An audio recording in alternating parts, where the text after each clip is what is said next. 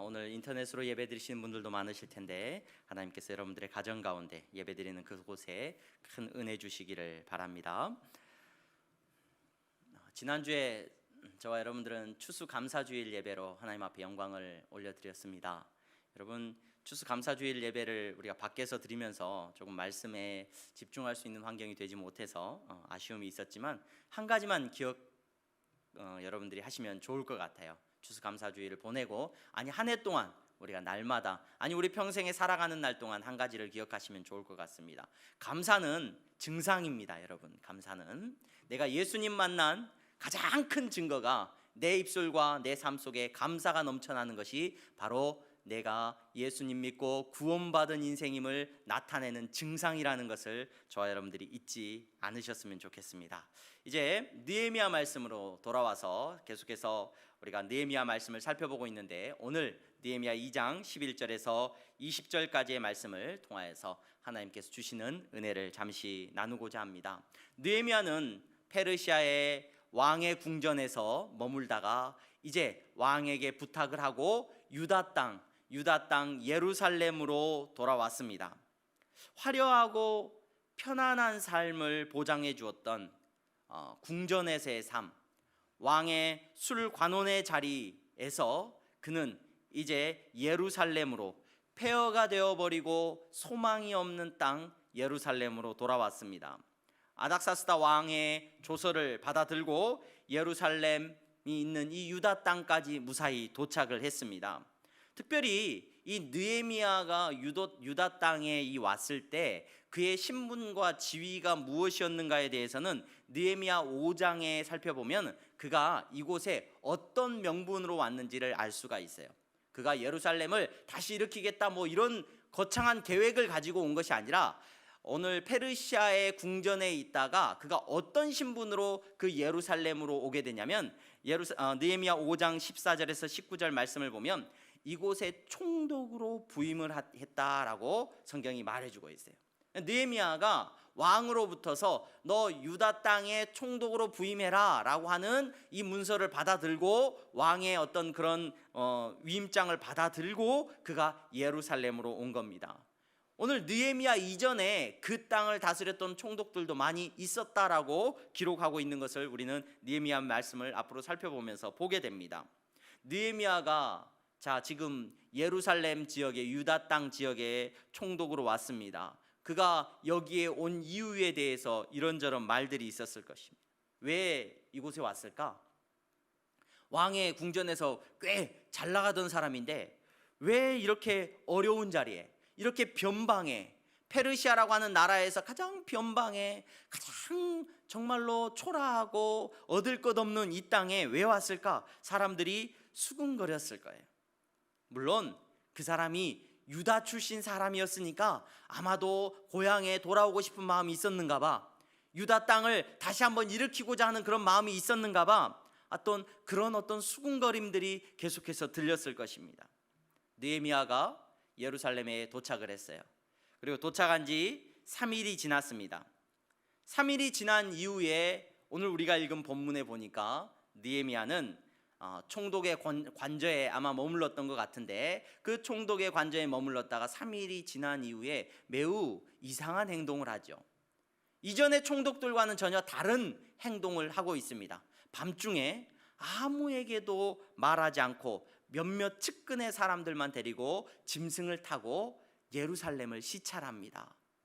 그 예루살렘을 시찰하는 장면이 오늘 우리가 읽은 본문에 기록되고 있습니다. 골짜기 문을 지나서, 오늘날 이 골짜기 문이나 여기 성경에 표시되어 있는 여러 문들과 지명에 대해서는 연구된 바들이 있지만 우리가 자세히는 알 수 없습니다. 하지만 아마도 지금의 황금문, 예루살렘에 있는 황금문 근처에 있는 이 골짜기 옆에 있는 그 이스라엘의 예루살렘에 가면은 큰 골짜기가 하나 있는데, 그 골짜기 너머에 있는 그 골짜기 문을 지나서 또 용정을 지나서, 이 용정이라는 말은 좀 어려운 표현인데 그냥 용의 우물, 그러니까 이름이 우물인데 샘인데 용의 우물이라는 이름이 붙어있는 그 샘을 지나서 분문은 여러분 굉장히 완화된 표현이죠.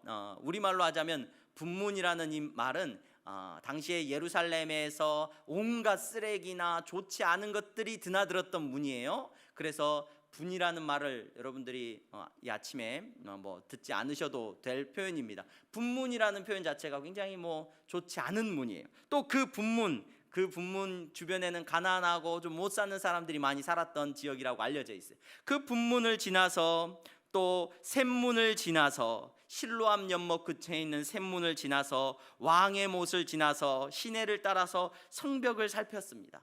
그리고 다시 골짜기 문을 통해서 그가 다시 돌아왔다라고 오늘 성경이 말해주고 있습니다. 사람들에게 전혀 말하지 않고 총독으로서 굉장히 이상한 행동을 한 것입니다. 유다의 총독으로 이곳에 파송받았어요. 그는 조금 느긋하게 그곳에서 대접받으면서 그의 긴 여정을 힘들었던 어떤 것들을 이렇게 좀 쉬면서 이렇게 이제 그동안은 왕의 눈치를 보고 살았지만 이곳에서는 내가 제일 높은 위치에 있는 사람이니까 내 마음대로 여느 다른 총독들처럼 이제 느긋한 마음으로 생활을 하고 이제 대접받고 인사받는 그러한 총독의 모습을 보이는 것이 아니라 그가 그 밤에 예루살렘을 급하게 둘러보고 있는 것을 보게 됩니다. 3일이 지난 후에 그가 둘러봤다는 이야기에 대해서 어떤 사람들은 왜 바로 안 둘러보고 3일이나 기다렸을까? 여러분, 제가 볼 때는 느긋하게 둘러본 것이 아니라 정비하고 쉬었다가 둘러본 것이 아니라 매우 급하게 둘러본 거예요. 매우 급하게. 그는 여느 총독들하고 달랐습니다. 그는 그의 마음 가운데는 매우 급한 마음이 있었고 정말로 총독으로서의 지위보다도 더 중요한 무언가가 있었습니다. 그곳을 다스리고 세금을 걷고 그 어떤 자기의 재산을 늘려가고 그곳에서 자기의 신분을 쌓아가는 그런 마음이 그에게 있는 것이 아니라 그에게는 전혀 다른 무엇인가가 있었다는 것을 오늘 성경 말씀을 통하여서 저와 여러분들은 살펴볼 수가 있었습니다. 그의 마음속에 뭐가 있었느냐? 우리가 읽은 12절 말씀입니다. 12절 말씀에 보니까 이렇게 기록을 합니다. 내 하나님께서 예루살렘을 위해 무엇을 할 것인지 내 마음에 주신 것. 그는 이곳에 유다의 총독으로 왔지만 느헤미야의 마음속에는 지금 유다의 총독으로서의 자기의 마음이 중요한 것이 아니라 그에게 있는 마음은 내 하나님께서 예루살렘을 위해 무엇을 할 것인지 내게 마음에 주신 것, 이것이 있었기 때문에 오늘 그의 행동과 그의 태도와 그의 모습이 전혀 다르게 드러나고 있는 것을 저와 여러분들은 살펴볼 수가 있습니다. 여러분, 예배의 자리에 저와 여러분들이 똑같이 함께 모여서 예배를 드리고 있습니다. 그런데 오늘 이 예배의 자리에서 예배드리는 거의 비슷한 모습으로, 똑같은 모습으로 예배드리는 여러분들의 예배가 하나님 앞에서는 전부 다르다는 것을 여러분 알고 계십니까? 마치 가인과 아벨의 제사가 전혀 달랐던 것처럼 우리의 삶의 예배가, 우리의 삶이 하나님 앞에서는 전혀 다르다는 겁니다. 그렇게 다른 이유는, 그 다름을 나누는 기준은 어디 있느냐? 바로 저와 여러분들의 마음에 무엇을 담고 있느냐, 이것이 오늘 우리가 드리는 이 예배를 전혀 다르게 만들고 있다는 것을 기억할 수 있었으면 좋겠습니다. 느헤미야가 여느 총독들과 마찬가지로 페르시아의 신분을, 큰 지위를 가진 총독으로 그가 유다 땅에 도착했지만 느헤미야의 모든 것을 완전히 다르게 만든 것은 느헤미야의 마음속에 있는 무언가가 달랐기 때문이에요. 여러분, 그의 자세가 바뀌고요, 그의 태도가 여느 총독들하고는 완전히 다르다는 겁니다. 오늘 성령의 부르심으로 향동교회 예배의 자리에 나오신 여러분, 또 여러분들의 삶의 처소에서 지금 예배 드리시는 여러분, 여러분의 마음 속에는 하나님께서 주신 어떤 것이 자리하고 있습니까? 똑같이 예배의 자리에 나와서 예배를 드리고 있지만, 또 똑같이 예배를 드리고 있지만 어떤 분은 감격과 위로와 설렘과 기쁨의 예배를 드릴 것이고, 또 어떤 분들은 그렇지 못한 예배를 드릴지도 모르겠습니다. 일주일의 삶 동안에 어떤 분은 기쁨이 있고 감사가 넘치는 삶을 살지만 또 어떤 분들은 전혀 그렇지 못한 삶을 살았을 것입니다. 무엇 때문에 그 차이가 오느냐? 삶의 형편이나 환경이 아니라 하나님께서 주신 것이 마음에 있느냐 없느냐의 차이라는 것을 저와 여러분들이 기억하시기를 바랍니다. 여러분, 학교에서 똑같이 공부를 하지만, 직장에서 똑같이 직장 생활을 하고 있지만, 가정에서의 삶을 똑같이 살아가고 있지만, 여러분, 하나님께서 주신 무언가가 마음에 있는 사람은 달라요. 하나님께서 주신 무언가가.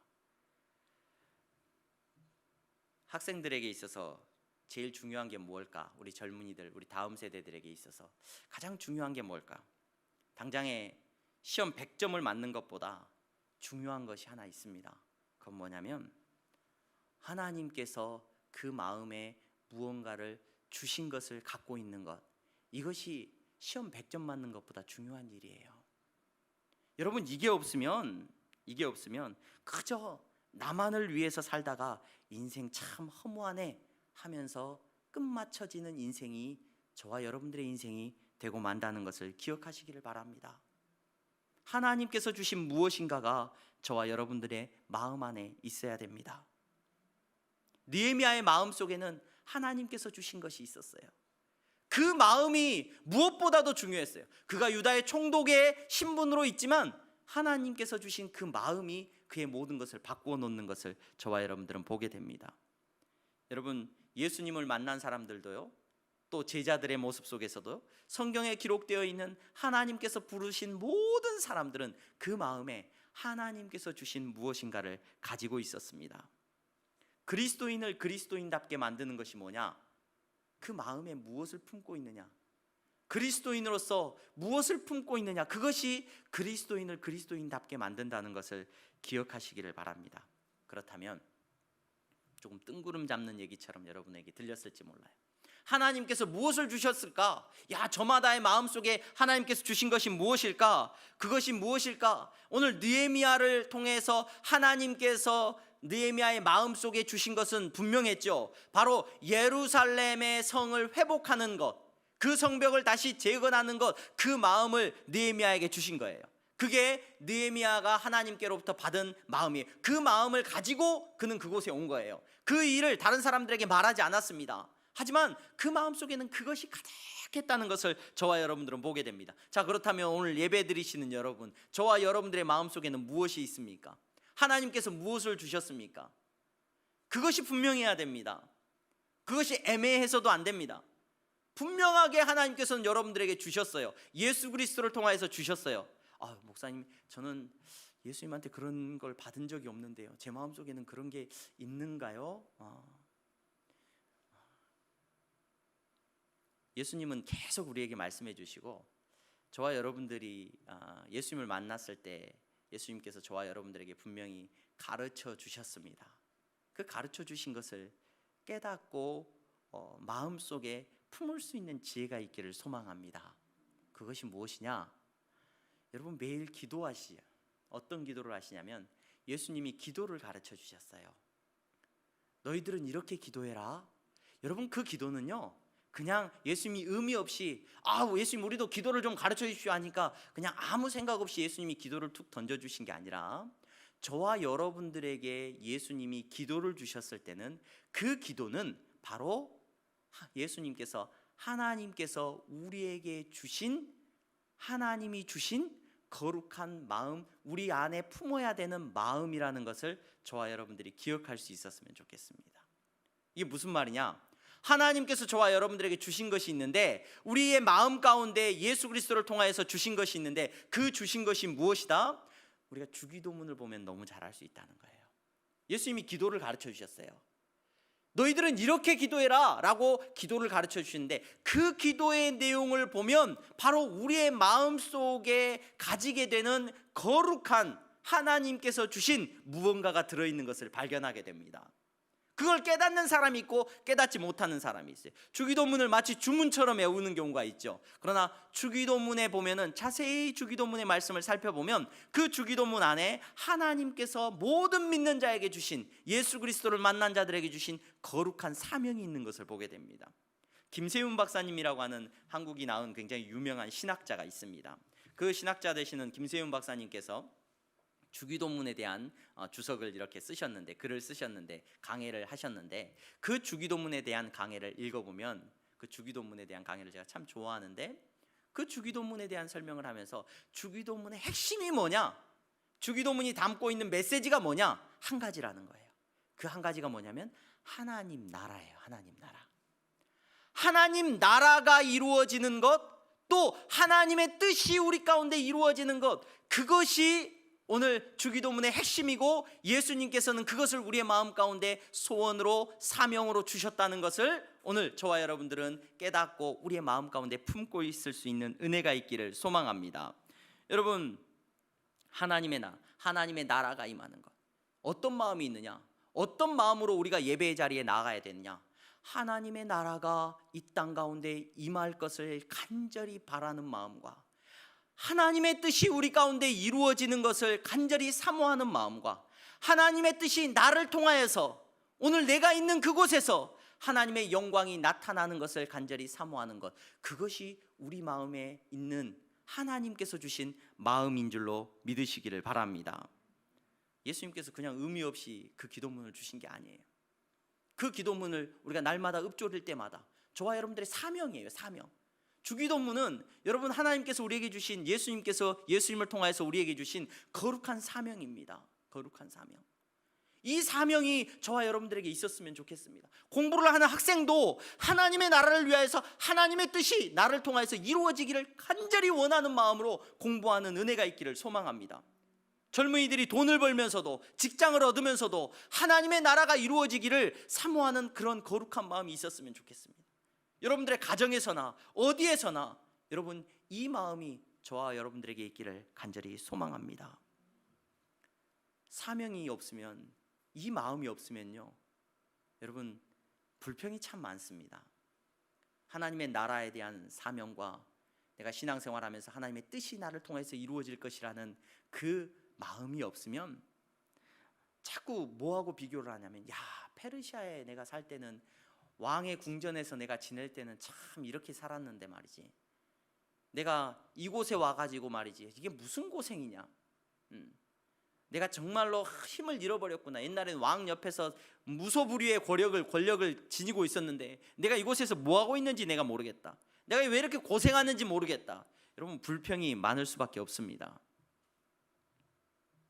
내가 그때 잘못 생각했네. 괜히 이 유다 땅에 온다고 해가지고 그냥 고생만 하고 있다. 사명이 없는 사람은, 하나님께서 그 마음에 주신 것이 없는 사람은 다 나를 높여주고 인정해주고 박수 쳐주는 자리만 찾아다닙니다. 여러분, 내 안에 하나님께서 주신 마음이 있어야, 하나님께서 주신 사명이 있어야 상황을 이길 수 있는 힘이 나오는 줄로 믿습니다. 성도들에게 있어서 성공과 실패는 그 사명에 달려있는 거예요. 내가 이 세상을 살아가면서 많이 먹었느냐, 적게 먹었느냐, 좋은 곳에서 아니면 더 많이 누리느냐, 더 그렇지 못하느냐가 여러분, 성도에게 있어서 성공과 실패의 기준이 될 수 없다는 것을 기억하시기 바랍니다. 공부하는 학생들도 마찬가지죠. 젊은이들도 마찬가지입니다. 뭐가 성공이고 뭐가 실패냐, 여러분, 그 사명을 붙들고 살아가는 사람이 성공한 인생이라는 것을, 복받은 인생이라는 것을 기억할 수 있었으면 좋겠습니다. 예루살렘의 상황을 느헤미야는 깊이 파악을 한 거예요. 성벽을 다시 일으켜야 된다라는 사명이 있었기 때문에 다른 게 눈에 안 들어옵니다. 느헤미야는 그 밤에 예루살렘 성을 다 둘러보고 나서 그 마음속에는 뭐가 가득하냐, 이 무너진 성벽을 다시 일으켜야 되겠다. 자, 이 무너진 성벽을 어떻게 일으킬까? 어떻게? 계획을 세우고 고민을 하고 기도를 하고 준비를 하고, 때가 되어서 이제 사람들에게 자기의 마음속에 있는 사명을 이야기합니다. 17절 말씀입니다. 우리가 당한 공경은 너희도 보고 있는 바라. 예루살렘이 황폐하고 성문이 불탔으니 자, 예루살렘 성을 건축하여 다시 수치를 당하지 말자.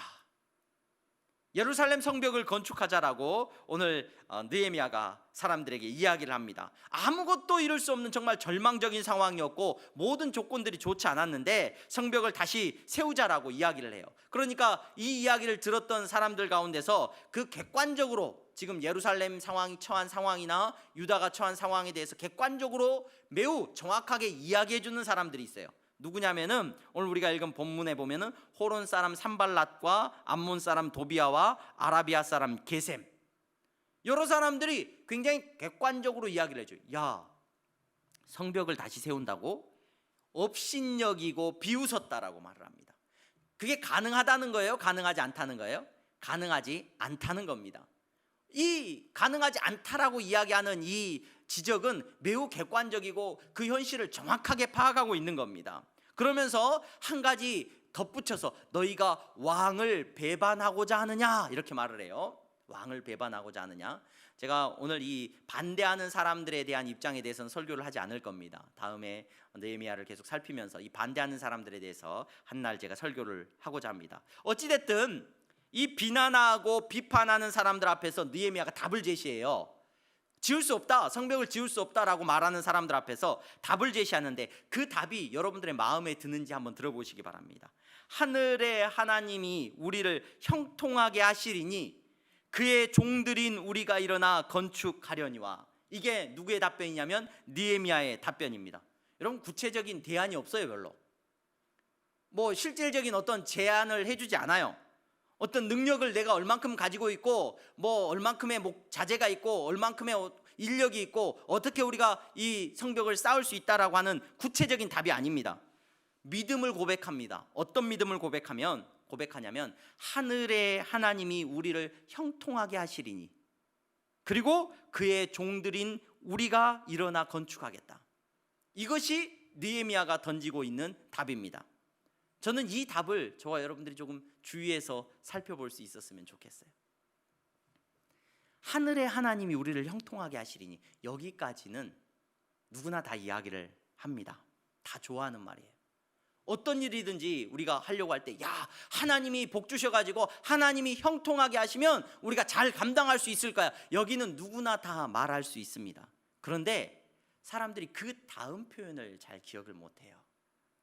하나님이 우리에게 복 주셔가지고 내가 잘할 수 있을 거야, 뭐든지 이겨낼 수 있을 거야, 승리할 거야, 잘 될 거야 말을 합니다. 그런데 그 다음의 말씀이, 오늘 느헤미야가 고백하고 있는 그 다음의 표현이 사실 이 말씀의 강력한 근거가 되고 있다는 사실을 놓치고 있는 경우가 많아요. 어떤 말씀이냐? 그의 종들인 우리가, 그의 종들인 우리가, 그의 종들인 우리가. 하나님이 우리를 형통하게 하시고 복 주실 것이고 이 일을 감당하게 하실 것인데, 그의 신분이 누구냐? 지금 느헤미야가 자신을 뭐라고 말을 하고 있느냐? 그의 종들인 우리가, 그의 종들인, 하나님의 종이라는 사실을 느헤미야가 고백하고 있는 것을 여러분 눈여겨보셔야 돼요. 눈여겨보셔야 돼요. 여기에 오늘 느헤미야의 능력이 다 나오기 때문에 그렇습니다. 아우, 맞아요 목사님, 우리가 세상의 종이 아니라 하나님의 종이죠. 돈을 섬기지 않고 세상의 명예와 세상의 우상을 섬기지 않고 우리는 오직 하나님을 섬기는 종 아닙니까? 맞습니다. 저도 그렇습니다. 그러니까 하나님께서 저와 여러분들에게 복을 주시겠죠. 저는 그 이야기를 하려고 하는 게 아니라, 오늘 우리가 종입니다라고 하는 이 표현을 조금 다르게 볼 수 있었으면 좋겠어요. 하나님 우리를 형통하게 하신대요. 우리를 복 주신대요. 누가 종이라고요? 우리가 종입니다 고백하고 있어요. 하나님이 종입니까? 내가 종입니까? 굉장히 불경한 표현을 제가 썼습니다. 하늘의 하나님이 우리를 형통하게 하시리니. 왜냐하면 하나님이 내 종이니까, 내가 종이 아니라 하나님이 내 종이니까 하나님이 열심히 일해가지고 하나님은 나를 형통하게 하고 나를 복 주시는 거다, 혹 이렇게 생각하는 것을 우리는 속히 내려놓아야 된다는 겁니다. 여러분, 누가 종이라고요? 내가 종입니다. 우리가 종입니다. 우리가. 신앙생활은 어떤 생활이냐? 내가 주인 되고 하나님이 종 되는 것이 신앙생활이 아니라, 우리의 신앙생활은 하나님이 주인 되시고 내가 종 되는 것이 신앙생활입니다. 주인이 순종을 하겠습니까? 종이 순종을 하겠습니까? 여러분, 주인이 순종을 하는 거예요? 종이 순종을 하는 거예요? 종이 순종을 하는 겁니다. 성경을 읽는 이유는 우리가 종이기 때문에 읽는 거예요. 물론 그분의 사랑과 그분이 베풀어 주시는 은혜를 누리기 때문에 우리가 말씀을 읽습니다. 그런데 기억하셔야 돼요. 하나님의 말씀은 여러분, 하나님을 내가 사용하는 사용 설명서가 아니에요. 하나님의 말씀을 읽고 내가 순종하도록 하시는 하나님의 명령이라는 것을 저와 여러분들이 기억할 수 있었으면 좋겠다는 겁니다. 여러분, 저는 오늘 예루살렘 성벽을 건설을 반대하는 사람들에 대한 이야기 언급은 제가 잠시 안 하겠다라고 말씀을 다음에 기회가 되면 하겠지만, 오늘 반대하는 사람들, 문제 삼는 사람들은 언제나 있었습니다. 그러니까 그거는 우리가 주목할 필요도 없어요. 뭐가 문제냐면 내가 문제예요. 내가 어떤 게 문제냐, 내가 하나님의 종인지 아니면 자꾸 내가 주인되고 하나님을 종으로 쓰려고 하는지를 살펴보셔야 된다는 겁니다. 내가 하나님의 종이기 때문에 여러분, 저와 여러분들에게, 우리에게는 능력이 있는 거예요. 내가 주인되고 하나님이 내 종이면은요, 능력이 나올 수가 없어요. 어떻게 종이 주인보다 능력이 있겠습니까? 저와 여러분들이 하나님 앞에서 하나님의 종됨을 고백할 수 있는 놀라운 믿음의 사람들이 되시기를 주님의 이름으로 축원합니다. 성경을 읽어도 여러분, 왜 읽는다고요? 내가 주인이 아니에요. 하나님 이렇게 해주신다고 했죠, 요거 하세요, 이게 아니에요. 하나님이 하시는 성경 66권의 말씀을 읽으면 여러분, 우리는 종되었기 때문에 그것이 나에게 유익이 되든지 반대가 되든지 내 성격을, 내 자존심을 뭉개든지 어떠든지 간에 종된 사명은 뭐냐? 순종하는 거예요. 순종하는 거예요. 느헤미야가 고백하는 이 고백을 보셔야 돼요. 아니, 성경에 기록되어 있는 수없이 많은 믿음의 사람들의 고백을 보셔야 돼요. 왜 여러분 사울이 버림을 받고 다윗이 쓰임을 받느냐? 다른 하나님께서 전폭적인 은혜고 택하심이지만 여러분, 다윗이 놓치지 않고 있는 게 있어요. 늘 내가 종입니다. 내가 종. 내가 왕이 아니라 내가 종입니다. 종. 사울은 순식간에 자기가 왕이 되고 나서 시간이 흐르니까 자기가 종됨을 자꾸 내려놔요. 내가 왕이에요. 내 나라예요. 내 것이에요. 여러분, 느헤미야의 모습을 통하여서 이 고백이 저와 여러분들에게 날마다 고백되어지는 고백이 되기를 바랍니다. 신앙생활은 종으로서 살아가는 것이 신앙생활입니다. 여러분, 이것이 우리 안에 새겨져 있어야 돼요. 내가 주인 되면 안 돼요. 주인은 절대 순종 안 합니다. 종된 그 사명을 기억하는 사람이 순종의 능력을 경험하게 될 줄로 믿습니다. 하나님께서 주인 되 주셨으니까 능력이 거기서 나오는 거예요. 나한테서 능력이 나오는 게 아니라 내 주인 되신 하나님에게서 능력이 나오는 줄로 믿습니다. 어려운 시대를 우리가 살아가고 있습니다.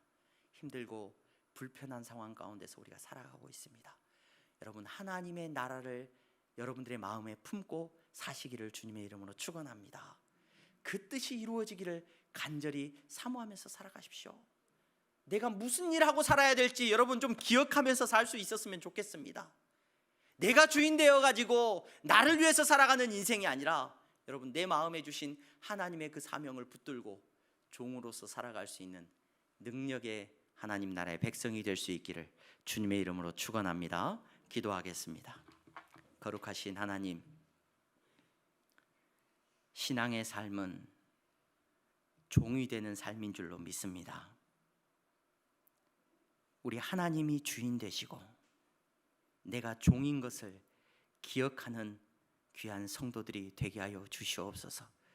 저들이 어디로 가든지 저들에게는 능력이 없지만 주인 되신 하나님에게 능력이 있음을 기억하고 그 능력 안에서 하나님의 나라가 이 땅 가운데 이루어지기를 위하여 저들의 모든 삶을 내어놓을 수 있는 순종하는 그리스도의 믿음의 사람들이 되게 하여 주시옵소서. 예수 그리스도의 이름으로 기도하옵나이다. 아멘. 우리 다 함께 찬송가 213장 부르시면서 준비하신 예물 하나님 앞에 드리겠습니다.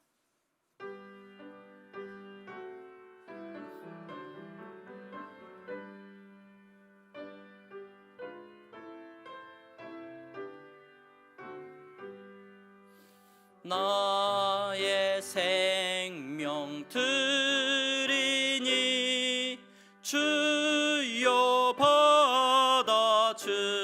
주셔서 세상 살아갈 동안 찬송하게 하소서. 아멘. 기도하시겠습니다. 거룩하신 하나님, 사랑하는 성도들, 하나님께서 이 땅 가운데 생명을 허락하시고 믿음을 허락하여 주셔서 저들의 마음 가운데 하나님의 나라를 품고 이 시간 예배하게 하시니 감사합니다. 하나님의 뜻이 우리 가운데 이루어지기를 간절히 사모하며 기도하며 이 시간 물질을 구별하여 하나님 앞에 드립니다. 주님이 받아 주시옵소서. 모든 것이 주님의 것임을 믿고 고백하는 믿음으로 주님 앞에 11조의 예물을 드렸습니다. 이것이 내 것인데 하나님께 드리는 것이 아니라 하나님의 것인데 하나님께서 나에게 주신 것인데 그것을 깨닫고 드리는 물질이 되게 하시니 감사합니다. 주님이 받으시고 주님께서 일하여 주시옵소서. 우리의 손은 힘이 없고 능력이 없지만 주인 되신 하나님께서는 능력이 있는 줄로 믿사오니 경제적으로 어렵고 힘든 여러 상황 가운데서 하나님 지켜주시고 인도하여 주시옵시고 막혀있는 것이 열려지는 역사가 일어나게 하여 주시옵소서. 감사의 예물이 주님 믿음으로 드려지는 예물이 되게 하시니 주님 감사합니다. 저들의 감사가 주님 앞에서 아름답게 상달되게 하여 주시옵시고 저들의 삶의 감사를 통하여서 전도의 역사가, 복음이 증거되는 역사가, 하나님의 뜻이 이루어지는 역사가 나타나게 하여 주시옵소서. 선교의 예물을 드렸습니다. 하나님 땅끝까지 복음 전하는 하나님의 나라가 이 땅 곳곳에 세워지는 역사가 우리를 통하여서 일어나게 하여 주시옵소서. 그 일을 마음에 품고 우리가 일하게 하시고 그 일을 마음에 품고 우리가 살아갈 수 있도록 허락하여 주시옵소서. 장학 헌금을 드립니다. 우리의 자녀들의 세대가 하나님 마음 가운데 예수 그리스도를 만나게 하시고 저들의 삶 가운데 하나님께서 주신 거룩한 사명을 가지고 살아가는 자녀들이 되게 하여 주시옵소서. 목표 없이 삶의 방향을 잃어버리고 그저 왜 사는지 모르는 쾌락을 쫓아서 살아가는 세대가 되지 말게 하여 주시옵소서. 주여 붙잡아 주시옵소서. 아버지 하나님, 건축헌금을 드립니다. 아름다운 예배당이 세워지기를 우리가 바라지만 우리의 욕심대로 마시고 아버지의 뜻대로 이루어 주시고 하나님의 나라가 우리 가운데 이루어지게 하여 주시옵소서. 드리는 모든 예물마다 주님께서 기뻐 받아 주실 줄로 믿사오며 예수 그리스도의 이름으로 기도하옵나이다. 아멘. 우리 다 함께 일어나서 하나님 앞에 주기도문 찬양하겠습니다.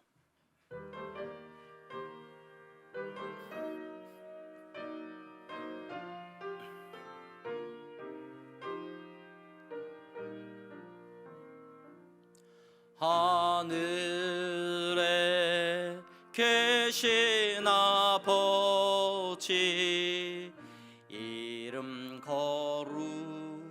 거룩하사 주님 나라 임하시고 뜻이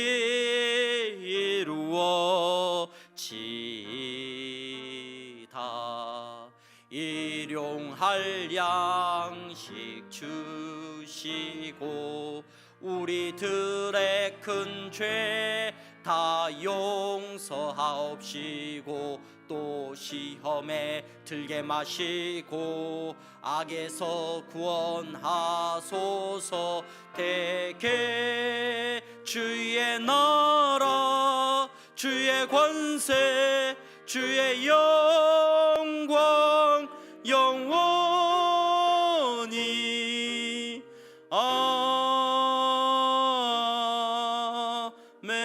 아멘. 주 예수 그리스도의 은혜와 하나님 아버지의 사랑하심과 성령의 교통 충만하심이 마음 가운데 하나님께서 주신 거룩한 마음을 품고 그리스도의 종으로 하나님의 종으로 날마다의 삶을 순종으로 살아가는 사랑하는 성도들의 머리 위에 이제부터 영원토록 함께 있을지어다. 아멘.